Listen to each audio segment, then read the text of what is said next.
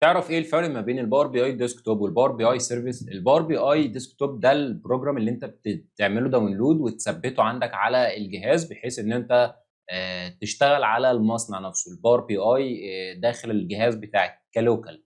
بس الباور بي اي سيرفيس او الباور بي اي سيرفر ده كانك بنعمل ببلش للشغل اللي انت عملته ده على الديسكتوب، بتعمل له ببلش على الباور بي اي سيرفيس بحيث ان انت ده الريزلت، ده النتيجه بتاعتك. زي فكره بالظبط لما بتيجي تقطع قماش وتصنع قميص، القماش والتقطيع وكل حاجه انت بتعملها والخياطه وهكذا ده جوه اللوكال ديسكتوب بتاعك الباور بي اي ديسكتوب.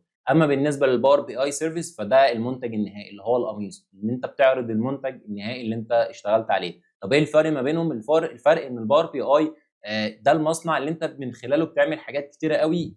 الباور بي اي سيرفيس في حاجات جوه الباور بي اي ديسكتوب ما ينفعش ان هي تظهر للعامه. الشخص اللي هو المدير او الشخص اللي انت عايز تبعت له اللينك بتاع الباور بي اي ريبورت ده بيبقى عباره عن لينك انت بتبعت له هو يدخل يشوف الداشبورد بس. طيب الفيجواليزيشنز اللي بتبقى موجوده جوه الباور بي اي مش بتظهر له. الفلتريشنز والحاجات دي كلها على حسب انت عاملها هيدن ولا سايبها مفتوحه. فكره ان انت اصلا تبقى البيجز بتاعتك والنافيجيشنز اللي ما بين البيجز بعضها لو انت عاملها جوه الباور بي اي فانت مش هتعرف تتنقل غير لما تضغط كنترول فوق على الباور بي اي سيرفيس. مجرد ما تضغط ضغطه واحده بس على البوتوم بيوديك دايركت للنافيجيشنز بتاعتها او البوك مارك اللي انت عامله للبوتوم ده. فدي الفرق ما بين الاثنين. الفرق ما بينهم مش كبير قوي. فكره كمان ان انت عندك الباور بي اي سيرفيس تقدر تعمل ايديت لو انت عندك طبعا الامكانيه انك ترفع على الباور بي اي سيرفيس، تقدر تعمل ايديت وتعدل بعض الحاجات اونلاين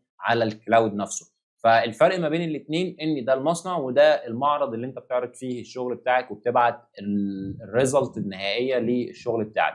اتمنى ان الفيديو يكون عجبكم. لو عجبك ما تنساش تعمل لايك، ولو انت عندك اي سؤال او استفسار اكتبه لي في التعليقات، ولو انت مش مشترك في القناه اشترك وفعل زر الجرس. واشوفكم على خير، والسلام عليكم ورحمه الله وبركاته.